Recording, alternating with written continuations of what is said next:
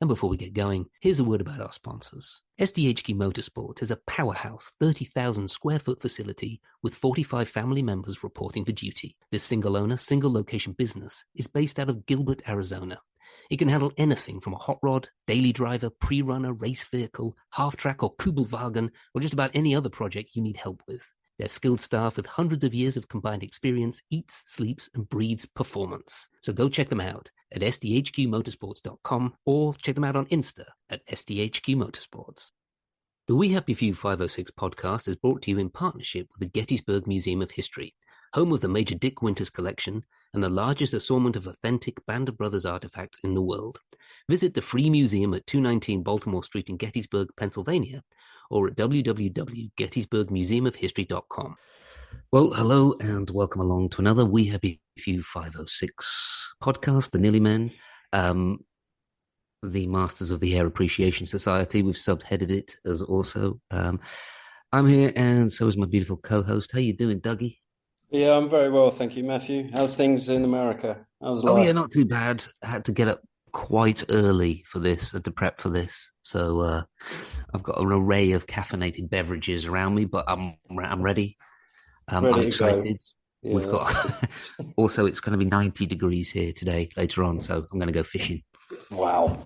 Sorry, I don't want to rub it in with you boys in rainy Europe, but there you go. Yeah. It's been. In fact, today's the first nice day in 2 weeks that it's not either 4 degrees and raining. So I'm going to get outside afterwards. Perhaps head to the lake with 50,000 other Berliners. Yeah. We'll swap watery pictures later on today. Yeah. Better bring in our guest and stop waffling. Welcome to the show, Ian Dunnett Jr. How you doing, buddy? I pronounced that right? Yes, you did. Yeah, bang on. Yeah, I'm all good, and thank you very much for having me on. Oh, yeah, it's a pleasure. It's a pleasure. We don't meet many juniors. No, I know. I mean, it's a big, it's a big weird talking point, the junior on the end. It's because, I mean, I am Ian Dunnett Jr. My dad's not an actor, but he is Ian Dunnett. But when I like first graduated and tried to get the name Ian Dunnett, there was weirdly another Ian Dunnett who has one credit from the 1960s, and he's not given up his Spotlight membership or his equity union thing. So so I went with the junior. So he's still clinging to that 1 week run he had in rep down in. Yeah, literally. I think he's got one credit. I mean, no disrespect to the guy. I tried to write to him as well and be like, here, any chance you could like make way for the younger generation and give me your name. But never got a response. No, these people. I bet he bought his house for £200 as well. Yeah, exactly. Voted for Brexit. Goodness me. Are you gonna? Sorry, I'm gonna get stuck on this.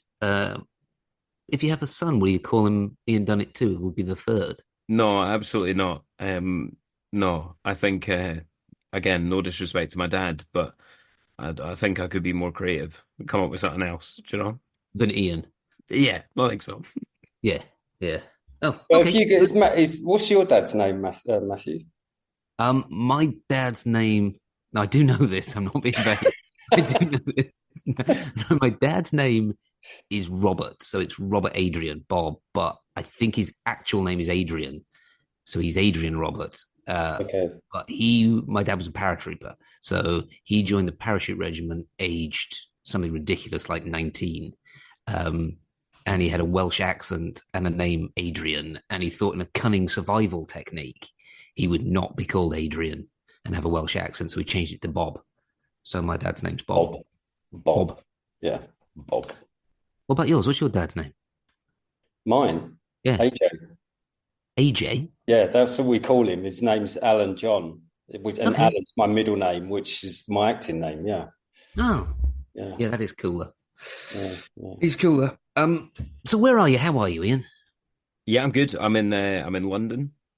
I've been here for like 7 years, but still a proud Scotsman, But here for the time being, anyway. Yeah, how's life as an actor in London? It's the pretty high rents to pay for a jobbing actor. Yeah, I mean it's all right. I mean that well, you say that it depends where you live, and the reason why I have this stupid partition up is because I've got a sink in my room, like some sort of Victorian maid, because you get what you pay for. I pay quite cheap rent, which is great. Yeah. Um, but yeah, it's actually it's all right. I think like part of living here, you need to be happy with what you do when you're not doing acting. Do you know what I mean? Mhm. And kind of build a bit of a life for yourself. But I've got like loads of mates around here. Like I'm in Crouch End, like North London. Yeah, that's a And popular actor's spot back in the yeah, I 90s. They never all knew that started when we moving moved there. here either. It was just like Yeah, by chance. Me and my flatmates just like found a nice place. And we're like, oh, this is really nice. And then like you see like Simon Callow and James McAvoy walking down the street. So yeah, yeah. wasn't That's, intentional anyway. yeah, no, that became popular in the 90s. The latest one is Crystal Palace. There's a lot Yeah. of actors that have moved down there. Yeah. Is that right? Yeah, that's true. Yeah. Yeah. Because I mean, I don't know about you. I just moved to Notting Hill and wasted all my Yeah, money we for all about six remember months. that. That was all. Yeah, yeah. That's because you all went around my flat. Let me tell you a story, right? This is you're going to get this as well, Ian, because this fraternity of brothers that you've become as the Masters of the Air guys doesn't go away. Yeah. They just follow you around for the rest of your life. There was a break in filming on Band of Brothers, and I went because I lived right in the center of Notting Hill, like right in the center. And it was during the carnival. We had like a week long filming. So I came, my family all live in America. I came out here and I can't remember who it was that I lent my apartment to in Notting Hill. Just said, yeah, you can, it's fine. I have it. I'm not there and the carnival's on. And if you want to, lean out the window and everything and have a look at the floats. And I came back after that week long filming and we all went, I think it was Stansted Airport, because we were all rallying there and then going out to shoot the all the stuff in Austria and Germany. So we were going out to Interlaken to do that. And when I got to the airport, like every cast member that was there, like Rick Gomez and Ross McCall and all these guys were like, "Hey, great apartment, man! Great apartment, great apartment." And I hadn't actually been back. I just went straight to the airport. And when I got back, my apartment just reeked of cigarettes, Oh. booze, and there were just black bags everywhere. And basically, they hadn't even bothered properly clearing up. They just stuffed a bunch of crap in black bags and left the windows open as well, and just left. Yeah. And there'd have been a week long back in Alien just romp at my apartment. Yeah, So, that's the thing that I kind of noticed talking to guys from Masters of the Air, Ian, is that in between filming and I mean from 8 p.m. the night, in the evening till kind of 7 p.m. in the morning, our general hobby was to get as wasted as we possibly could for for the full period of 10 months. And it seemed like the Master of the Air guys all relatively sensible. Was that your experience on the show? We had a good go at it, but I mean, like because it was like COVID times as well, it was more difficult. I think it was all right when we were all the way like on location in Oxford or wherever. Like we could all, if we were all in the same hotel, that was good. But yeah, like you say, like the kind of breaks in between filming, everyone was just kind of trying not to get COVID, and well, I was anyway, just staying here. Do you know what I mean? Staying in my flat and just kind of biding my time. Yeah. Yeah. what was it like filming? I just can't get my head around it. What it was like filming. I mean, something so monumental and massive. So you got this like huge, incredible show that you're part of, and then you're filming during like the weirdest time in modern human history. Is it like half dystopian, half like Monty Python? Like it got really ridiculous, didn't it? You know what I mean? Like, Yeah. the things I mean, you couldn't do. I think like luckily for us, like it was, or when I started anyway, it was like the June of 2021. So we'd already had about like 12 or 14 months of lockdown of COVID, Right. all the kind of, I don't know, precautions that you had to take, all the rules and everything. So I think like everyone was like pretty well versed in that already. And then I think as well, certainly for me as well, I was just like delighted to be filming and have an excuse to like go out and see people and be sociable and all that kind of stuff. And yeah, and I think I'm right in saying this towards the kind of end of the shoot as well. Like I finished in about November, so it was kind of over about 5 months, and like really towards the end of that, it started to ease up a little bit. So they were still pretty strict on set, like with the masks and COVID testing the whole time, which is it seemed to work anyway. But like, yeah, outside of filming and everything, life was kind of going back to a bit of normality. So you know, it was welcome after Yeah. 5 months or whatever it was. Yeah. Yeah, being forced to walk backwards and all sorts of mad mitigation that you had to do during COVID. The more I think Yeah. about it, I'm like, what were we doing? I don't Yeah. know. The maddest thing, wasn't it? So you mind me asking how old you are?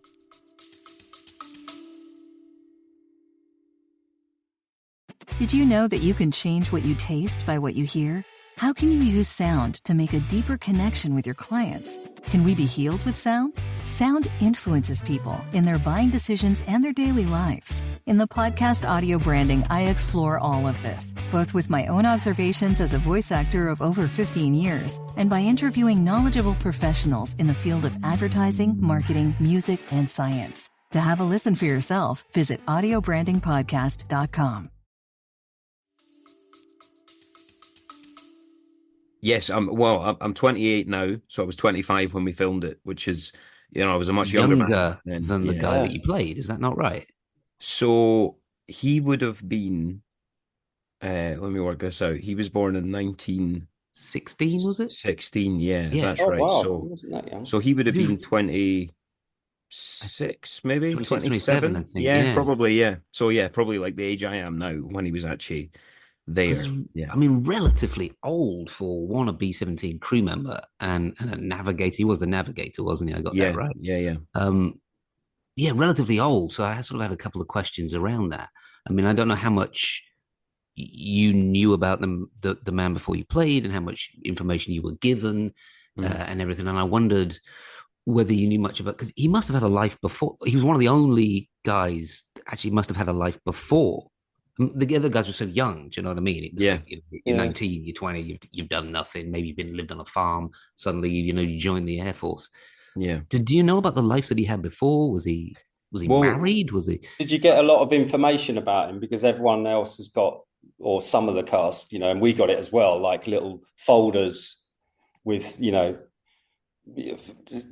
information about them and where they lived and what they did. Did you get any of that, Ian? Or Yeah, well, so I actually remember like when I first auditioned for Bailey, it was like I think all I got was like a little photo of him that was on the 100th Bomb Group archives or whatever. Mm-hmm. And it said that he was from New York or Long Island, one of the two. And then as I went through my audition process, that seemed to have disappeared. And then in the emails, it just said, General American, General American. I was like, I'm sure I read that he was from New York or Long Island. I'm obviously wrong, but that was literally all I had to go off. There was nothing else. And then when I turned up on, was this during? It was maybe like 3 or 4 days before we started filming. Um, Helen, the one of the accent coaches, was like, "Okay, so your guy's from Long Island," and I was like, "Oh my God, right? That is right. He is from Long Island." And obviously, I'd kind of made my piece about doing like a kind of general American accent, Right. whatever that is.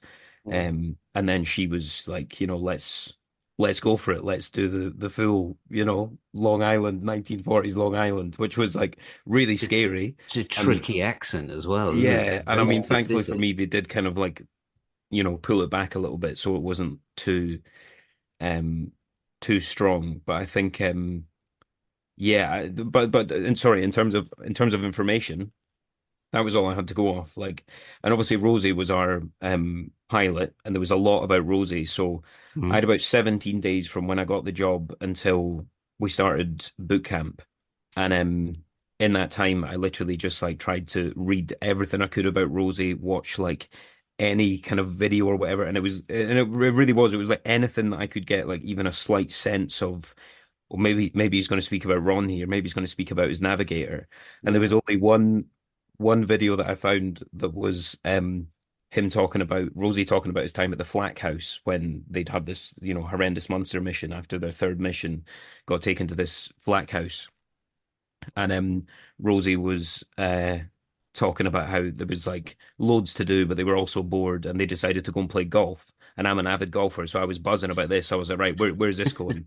And he was like, Tell me there's a golf episode. yeah, exactly. I wish it was. And he was like, I'll do a terrible impression of Rosie. He was like, my navigator and me, we went to play golf And we were in this big, huge estate in the English countryside, and there was so many sheep around that all you could see was these little sheep turds that looked surprisingly like the golf balls. So he's like him and his navigator are like playing golf, and he's like, and at a certain point they couldn't work out what was sheep shit and what was a golf ball, so they were just like, Having at taking the it. risk of getting splattered, basically. But yeah, I mean, in terms of like anything else that I knew about him, that was pretty much it. That was the kind of closest thing that I'd got to any sort of anecdote about his existence or anything. And it's only since then, only since the show's come out, that I've been able to, the 100th Bond Group have been amazing at like updating their archives. Obviously, people have been sending stuff in. And there's so much more to kind of, learn, basically, which has been amazing. Yeah. And they, I mean, we sort of, because we have a lot of socials and everything with what we do, and we've gone through these the Pacific guys as well. But I'm definitely noticing that it is really starting to get momentum. The Masters of the Air It stuff, takes a and while on this show. yeah, it took a while with ours, didn't it? And this is definitely, and it'll be something that will be with you for life. Ian, it's a real honor, and you really feel it. And what was we always ask, like, what was the casting process like? What was the first? Did you go up for the part that you got, for example? What was that process like? What did it involve? So I mean, initially, I just done Kenneth Branagh's film Belfast, and he got a few of us to kind of recent graduates, and we were just kind of part of the film in a way. I mean, I don't want to kind of disrespect the opportunity that he gave us, but we were kind of extras in effect, but we were treated exactly like cast members. So we had, a cast name. We would like get cars to set and everything. We would get to kind of speak to all the, the stars that were in it and all this kind of stuff.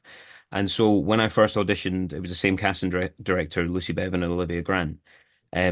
They initially auditioned me for a similar kind of thing. So it was sort of like a non-speaking role that might be in one of the crews. So I just had a kind of couple of lines to do. And then I didn't get that, and then waited a month and was like, oh, I don't think I'll hear anymore. And then I got like an audition for like a 3-line part. And then it was like 2 months and I never heard anything. I was like, oh God, right. Well, obviously not going to get that. And then eventually it came to Bailey. And I think I'm right in saying that me and Dean John Wilson, who plays Milburn, we were both kind of auditioning for each other's parts. Like it was like one, I would turn up for a recall or whatever on Zoom, obviously, and I would read for Bailey, and then they would say, "Okay, can you now read for Milburn?" And they did exactly the same. And then it was like, right, you're definitely up for Bailey anyway. And then in my final recall, they asked me to read a monologue that Milburn says in the Officers Club. And Dean said in his final recall, they asked him to read the kind of monologue bit that Bailey has in the Flack House. So I think both of us were a bit like, right, we don't know, because I thought, oh, maybe I'm quite close to getting Bailey. And then when I was reading for someone else, all of a sudden I was like, oh God, maybe I'm not as close as I think. But all in all, I think I had five auditions for the show, 3 auditions for Bailey. Yeah. How many did you have, Matt, to get Sergeant Talbot? Oh, loads and loads. The same as Ian in the sense that they were, read this guy. I think the first couple are just to see if you can actually act at all. Because I remember reading. I did a lot of reading for Doc Rowe, and I think it was because there was a particular monologue where you can get into a flow, and I think that was what they picked. And it just happened to belong to Doc Rowe's character. Do you know what I mean? Did you ever go for Doc Rowe as well, Matthew, or did you? No, because I think I was cast way later than everybody else. I was just reading for sort of like bit parts that were, or smaller parts that were in later episodes. Yeah. And it wasn't until the guy that played Talbot was going to play Talbot dropped out. He dropped out because I think, as far as I can tell from speaking to John Orloff and Eric Jenderson, is there were 13 episodes originally of Band. And one of the episodes was where Talbot goes on a rampage in Paris with all the nurses because he was a known womanizer. And I think once that got cut down into the 10 and that episode got shifted one. He was like, yeah, I don't want to be in it then. And Wow. so that just What a came up. mistake. So I was busy sort of bumping around, doing what Ian was doing, just like Mm. reading for this Yeah. bit, reading for that bit, maybe a little bit here, not quite sure. And And then suddenly in was all one your recalls on Zoom, Ian, or did you ever get in the room? No, I never got in the room. It was literally Yeah. all on Zoom. I mean, at that point, I think, yeah, it was like, suppose when would that have been? The end of 2020, and I went home to Scotland for almost a year. I actually still kept renting my flat here, but I went back to Scotland and stayed with mom and dad for like a year. So I did all my recalls from my bedroom in Scotland, and that was Yeah. it. So. And did you have a sense then of what it was? Because apparently there was a code name for it. We've heard from other cast members. Did you know what it was that you were going up for by this point, or was it all secrecy until the very last recall, or how was that revealed to you? So I actually think my mate Lenny, who had some early auditions for the show when it was first casting to play like Clevin and Egan and all that kind of stuff, when they were kind of casting like the main four guys, let's say. I helped him with a tape for it, and I remember, I think it was just from him that I'd heard. Maybe he just did his research and worked out what it was. But I thought it was kind of common knowledge that that's what it was. But yeah, it's called Whirlwind. Whirlwind. Yeah, that's right. Yeah. So yeah, so I mean, I kind of did know what it was, and actually, um, I had seen bits of Band of Brothers. Sorry, gents. I'd seen bits of Band of Brothers, but I hadn't seen the whole thing by that point. And Mm. I think in a way, like that kind of naivety of knowing kind of what something is, but then being able to sort of look at any kind of material quite objectively and Yeah. think, okay, well, I'm not going to try and match, some sort of tone of something Yeah, or it helps, doesn't it? Having that lack of knowledge. That's what I find in auditions, yeah. even today, especially if you're playing, something that has been remade or made before, and they're Hmm. remaking it. I always find it helpful not to watch the earlier versions of it, so you can come in with something a little bit fresh. And sometimes you end up doing like by chance the same Yeah. kind of thing, but I think it's important to have that freedom, isn't it?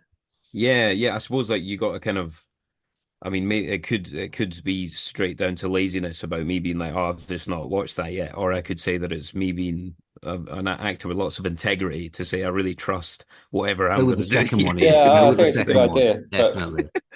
The artist that you are, go with the second one, Sure. 100%. It's all about integrity and soul, and not the fact that you can't be bothered to Yeah, check it out exactly. properly. So I have a question about the navigator role here. And usually, any type of casting, anything that you get cast in, there's a part of you that the casting director thinks he's got something that would fit that role. Do you know what I mean? There's Mhm. something about him. What do you suppose it was about you that fit in the role of a navigator? Because that is an incredibly complex job. Are you a mathematical genius? Are you some type of savant? Absolutely not. I suck at maths. I really don't know because I think what like appealed to me, I mean, I was just delighted to be auditioning for it anyway. And I think when I got like the scenes for Bailey, I don't actually think any of them were in the plane. I think it was all about like, um, that he was quite kind of like he was quite funny. Do you know what I mean? And I quite liked that there was sort of elements of his humor coming through, even in this, massive like war story, like that there was somehow some room for like people's humor to come through. And I knew that he had like quite a lot to do as well, just from the auditions that I had. And I was like, this is class. Like this is amazing. In terms of the Navigator, I actually don't think I tried to do as much research as I could when I got the job. But like you say, I think you do literally need to have some sort of like very, very mathematical brain. Like you need to be, I mean, yeah, you're basically did you doing have to everything but learn all that techniques in the boot camp? Did you actually get yeah. taught the instruments, what they do, and how to work out flight plans and stuff like that? Did you learn? Yeah, I mean, I think so. So that was what was interesting about the boot camp that we had because obviously we were coming in at like me and Dean were coming in at like episode 4, Mm. so we didn't have the full 1 week or 2 week boot camp or whatever the first guys had, and I was sort of, just very nervous or clueless as to what it was we were actually going to be doing in our boot camp. And that's what I was so grateful for, is that the majority of it was practical history lessons on the role of each individual. And I think it was only at that point. I mean, I won't lie as well. I think I actually don't think I could have ever got my head fully around what it is that they do.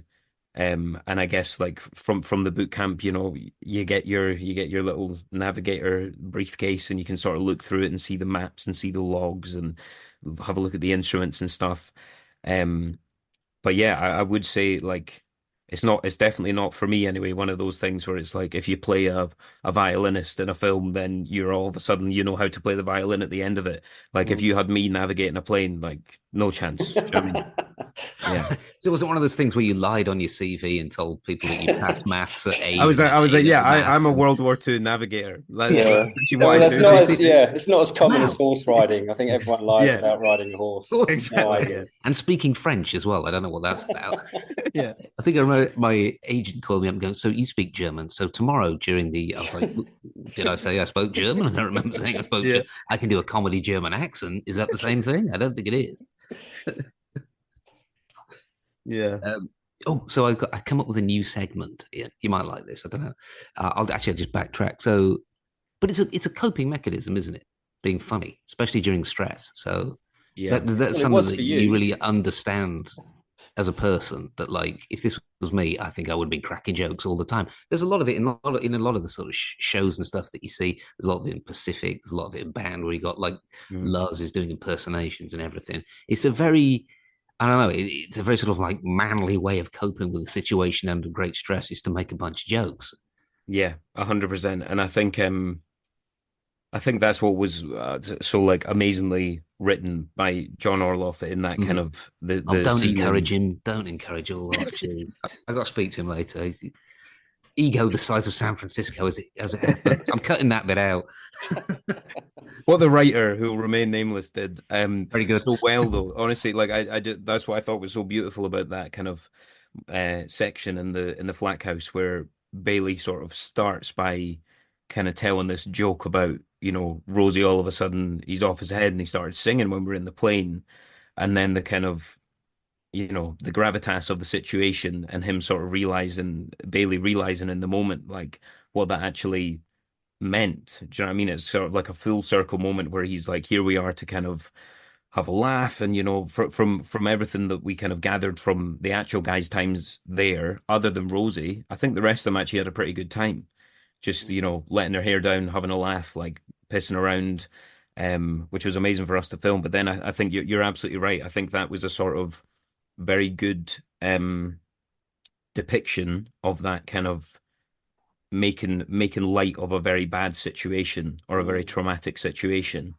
And yeah, I'm very grateful for that the character was so like fleshed out, that it wasn't just, here's your man coming in to tell a one-liner and then he's away. Like, I think it was like, he was an integral part of all of this. And yeah, you can have both. Do you know what I mean? Sometimes in the same breath, Yeah, that sort of, is it more kind of humor, mortuary kind of humor sort of thing? Yeah. Gallows humor.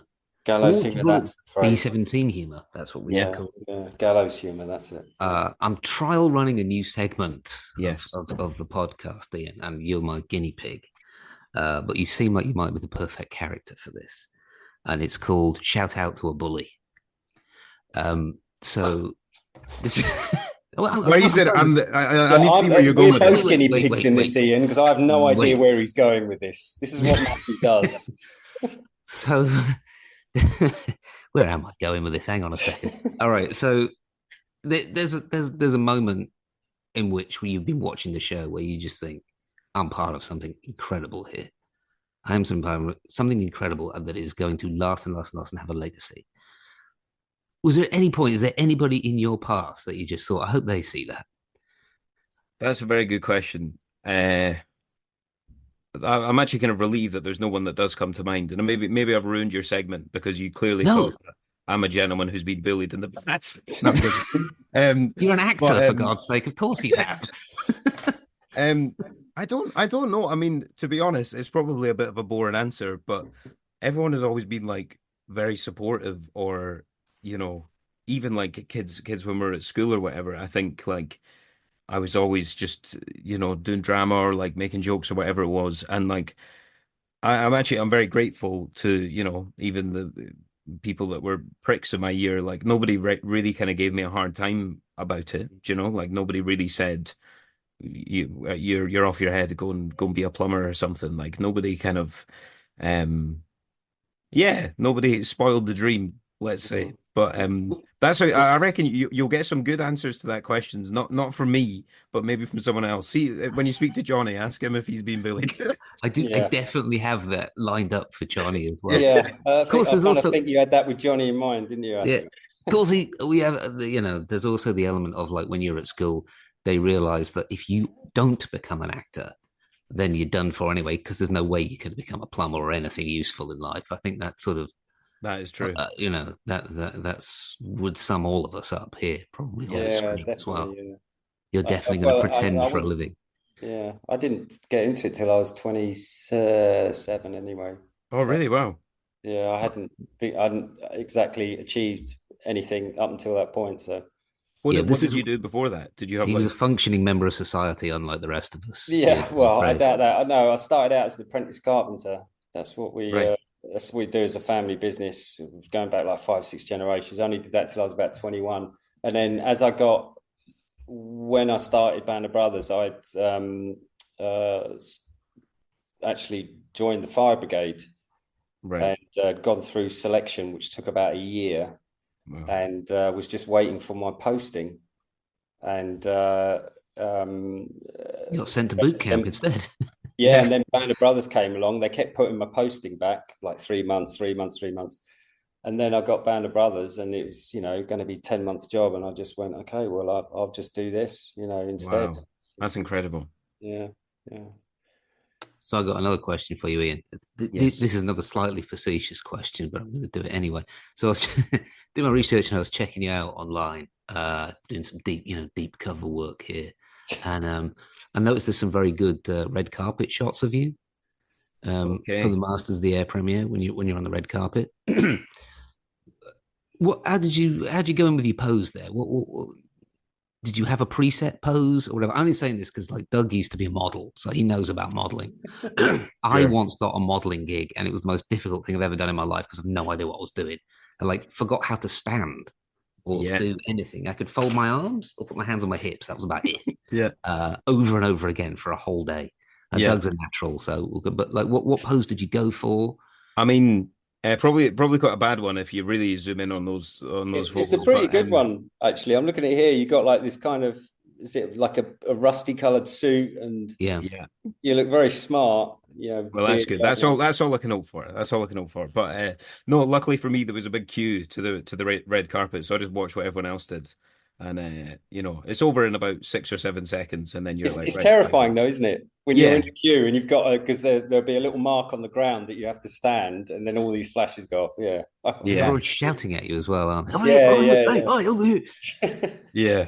Yeah. So it's a strange experience, not one that I was looking forward to anyway, but one I'm happy that I got through. So yeah.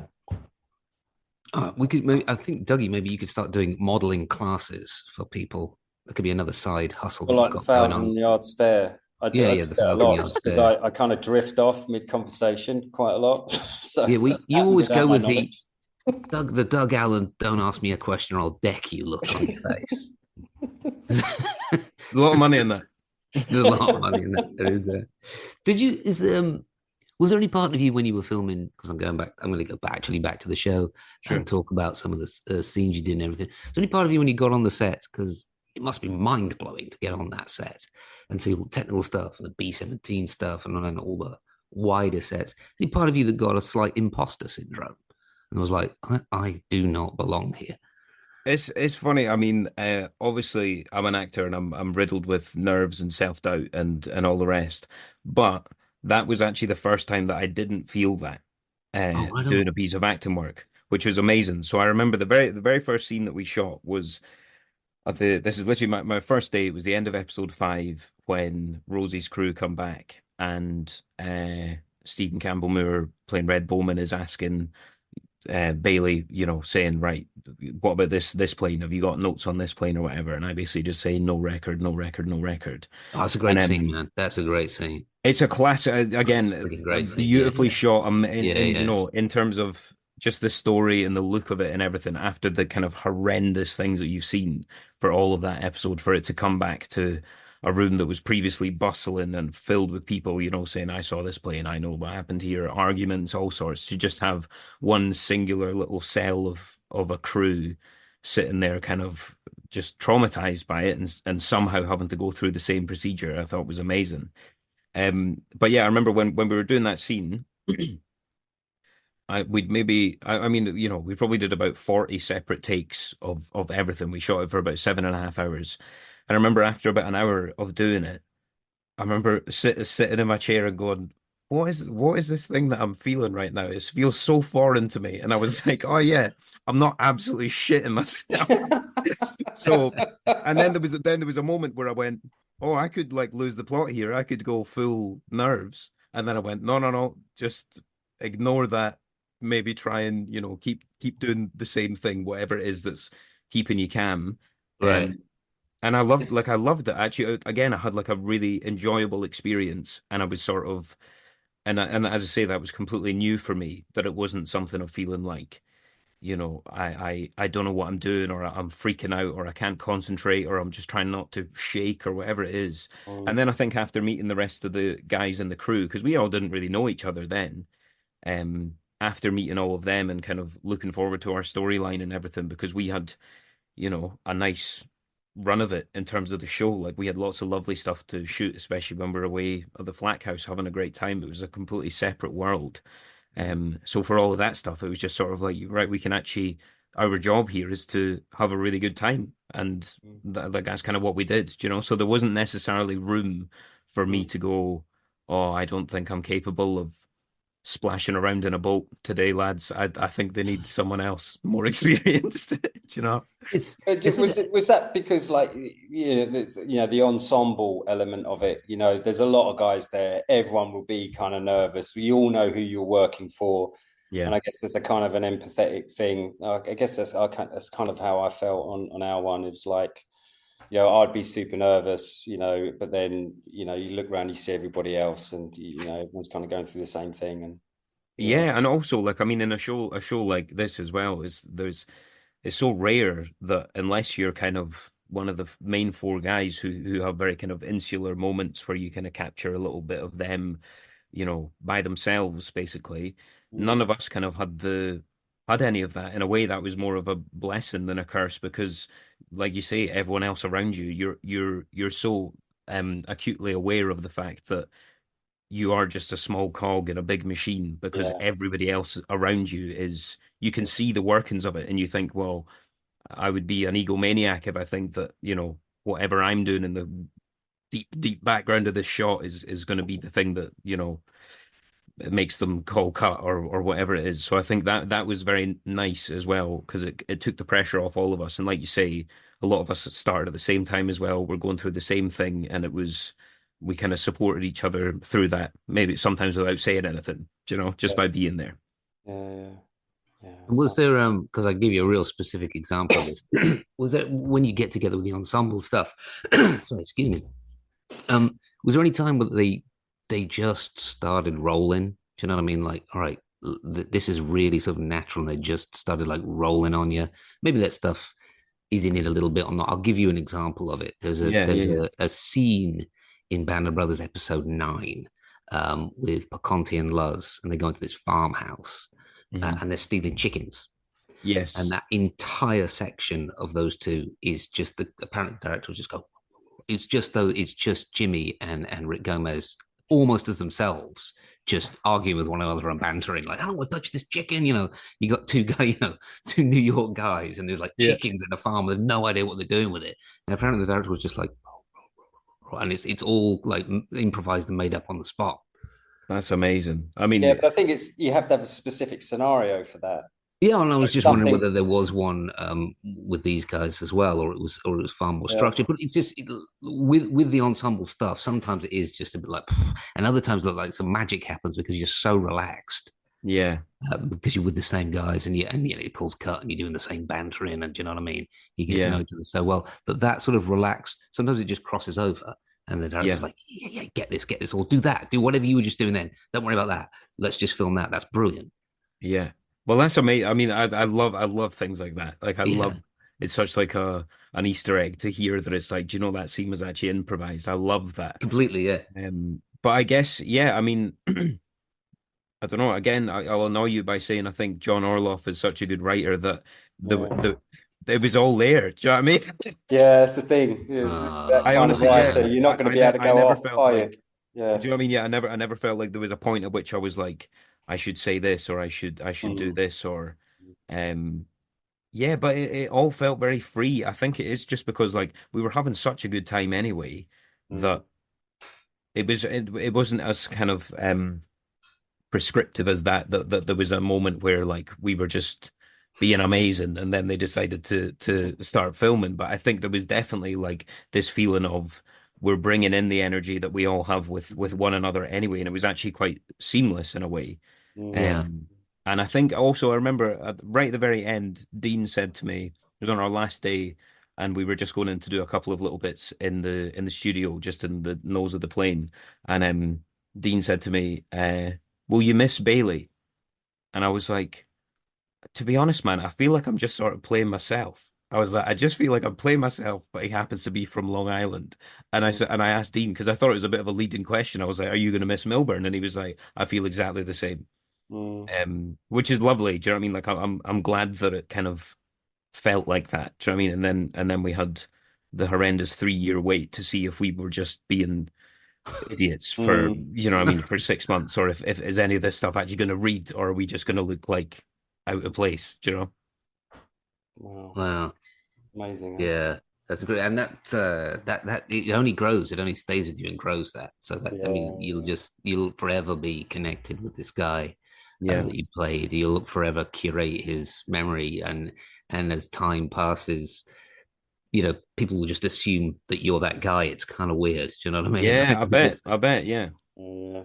it's kind of weird. Any sort of intention to kind of one day go and visit the neighborhood that he comes from, or you Absolutely. got survived So, family and I stuff? mean, Matt Mabe, who you'll know from the Yeah, 100th Bomb Group, has just been incredible. Like, I mean, I know the show has only just come out, but I mean, even in that kind of 3 years before it did come out, that he was just always so involved with all of us. And right after episode 9 aired, it was about 2 days after or something, and I'd sort of done all my Instagram stuff by that point. I'd stop annoying my followers by posting photos of Ron Bailey every day.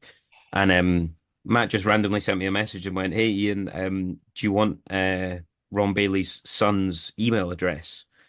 Greg Bailey lives in Oakland in California, and wow. he came to one of the reunions in 2021. Loved his dad. Would you want to be put in contact with him?" So about 3 or 4 weeks ago, I had like an hour and a half long conversation on Zoom with Oh, Greg. wow. Um, and I mean, he was just absolutely incredible. He's really, really funny as well. The way he would be emailing me, like, he'd kind of like go off on like political rants sometimes, or just like send me like a funny video or something. This is before I'd even met him or had spoken to him. And I remember he said to me right before we were speaking, I was like, "Oh, I've got a few questions for you if that's all right. I've got some stuff written down. You don't need to answer anything that you're not comfortable with, whatever it is." And he was like, "You've come to the right guy because I'm an expert on everything." And I was like, I was like, he's either being really funny or maybe, do you know what I mean? Maybe he is a bit scary as a guy. Or he's just an American. I think it could Yeah, be. it could Yeah. be that. Yeah, option number three. But yeah. And then when we got on the Zoom, like. I don't know how old Greg will be. I think he's maybe about, mid 70s or something. And it was such a amazing surprise that he was literally an expert on everything. Like he knew so much about like World War II, about the Air Force. He had like an incredible memory of his dad and about his dad's life before Greg was even born. Like he was telling me anecdotes that were like, yeah, probably 10, 15 years before he was even born. Like he was telling me stuff about his dad being like, oh yeah, in 1937 he took up sailing and he used to sail up from Long Island and like go up here or whatever. So, you know, and I think it was just an incredible thing. He had loads of photos next to him that he'd like looked out and he was like, show me like, here's mom and dad on their wedding day. Here's my Oh, dad when he'd like moved upstate up to the country, you know, after he retired and stuff.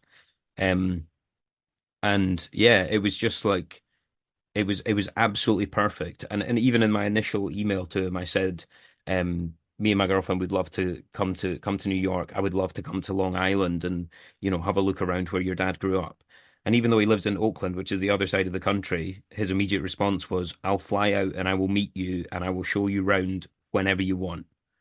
yeah, Um, that's a proper privilege. That I think there's some of the guys that obviously in our show that had you know, family and they're in contact with them. It's a lifelong thing now, and it'll only grow. yeah. And well, that's the real privilege of it. I never got that chance. My Alton Moore died in '57 in a car accident. His wife remarried, and Oh, wow. she did go to the reunions for a while, but she never wanted to meet me. I think it just brought back some bad memories or something. But Oh, of course. I Yeah. was always kind of not envious, but I could, you know, it sounds like it just must be super, super special for you and something that you value a great deal going forward in your life to have this guy. Did he Yeah. join the military as well, or did he have a He completely different? didn't know he worked in construction for all of his Yeah, of his working life, and he actually moved from Long Island to California when he was like yeah, 17 or 18. He just like had that kind wow, of bug to like get yeah. out and, you know, go and do something for himself, and he absolutely loves living in California. Um, but yeah, I mean, just like you say, it's just like an unbelievable privilege. And I think as well, I was very aware when I was writing to him initially that there was a part of me that was like, God, like I'm kind of taking for granted here that he's got had a great relationship with his dad, or that he would want to speak about all this stuff, or that he has any knowledge or interest in it. Maybe, do you know what I mean? You really don't know. And I think that's it, because I knew nothing about him. Mm. It was, you know, I was very wary almost in emailing him, and I think that that's why when I spoke to him and he was just so sharp and so generous with his time, uh, that it was just incredible. And I mean, and it's only one generation as well. Do you know what I mean? I'm sitting opposite the Mm. guy's son, Mm. and yeah, Oh, you know, that's he was the lovely. only boy, you know, and it was like you just see you can see so much and you can learn so much just Mm. by sitting down with the guy and seeing getting his energy and how he behaves, like how he Mm. talks and everything. It was, yeah, really, really special. Oh, that's fantastic. What a Yeah. lovely, lovely story to hear. Yeah. That's incredible. So I'm Yeah, mildly it's distracted as there's a fire engine parked outside. Oh, don't Not worry. sure why. There a Hopefully we're fire? not on be fire. one I of hope your kids that has just set fire to something. Yeah. that would be my daughter. Yes, Yeah. has blown the top of the house off.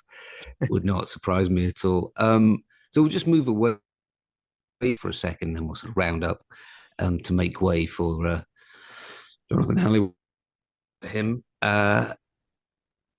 You're in the film Lee. Yes, I am. Yeah. Have I?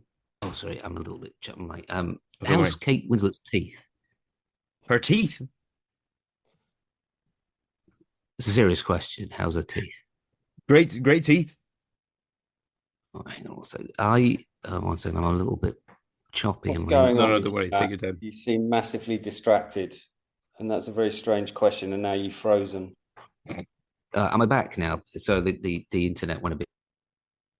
Yeah, it's because there's a fire in your house. That would be Yeah. It's why. because we're on fire. No, I tooth off once. I'm just making sure that it's okay, and she's not gonna. You knocked her tooth off. Yeah. Yeah, I kind of feel that she might have had that repaired. Yeah. Okay. Good. Just Can check. Ian confirm that? I think Yeah. so. Yeah. Hold on. Which tooth was it? No, I'm joking. This, Yeah. when he From puts, from memory, from the you know from looking at it, 3 hours I spent with her, I think, yeah, I think her teeth are intact. What was that on? What Was that just a personal venture, or was that as part of a It was a film? personal. We were mucking about, and Yeah. I am very clumsy. We both had a bottle of beer, and I don't know why, but I just mal coordinated a cheers to drink it. I cheersed the bottle as she had it in her mouth, and the ricochet knocked the Oh, back of her tooth. fuck. Oh no, Jesus Christ. that's a And it was shocker. like this was like Right. What was that eight. first day on set? I bet you really enjoyed yourself there. It was like no, it was like the height of her fame, and I managed to knock her tooth off. So Well, she didn't. She She didn't say anything to me, so you know. Okay, good. Yeah. Not going to get sued. Excellent. So I'll tell you what we'll do, Ian, we'll. It's been great having you on. We subhead our podcast, and I'm wondering what we do. As I ask this of all my prey, is do you ever like you nearly could have been something else, or you nearly got like you were nearly James Bond, or you nearly ended up being a lawyer, or you nearly sailed around the world in a Zeppelin, or just something. Yeah. Well, I mean, I actually I studied to be a musician before I was an actor. So Okay. yeah, I did a classical piano degree in Glasgow before I went to drama school, and just mainly because I was 17 when I left school. I was just very young for my year, and yeah, when I left, I was probably too young to go to drama school, but I was young enough that I could still apply to do a music degree. And yeah, so I did 4 years as a classical pianist, a really, really, really bad one. But yeah, I really, I went through the mill kind of doing that because I think within the first week I was very aware that I was this frustrated actor, and I spent a lot of time hanging around the actors as the sort of weird piano student that was asking them what they did in movement that morning or whatever. Um, but yeah, I mean, I work as a piano teacher now. That's what I do, like when I'm not acting. Yeah. So I suppose I'm still kind of living a part of that dream anyway. But yeah, I think I would have gone into something to do with music if it wasn't for acting. Wow. Is the easy answer. That's a great thing to do as well in between acting gigs because everyone has fallow periods and it's always good for the head to get to do something else. Otherwise, you just go nuts. But so what was that? Would you have been like grade 8 theory and practice or? Yeah, so you needed to be grade 8 to like get onto the course, and I think I just passed my grade 8 about a month before I applied. So I was always like just good enough to kind of apply or whatever it was. And I was in on the reserve list to get onto the course for like 9 months, and then they let me in like 3 weeks before it started. So I know that I was an early man anyway.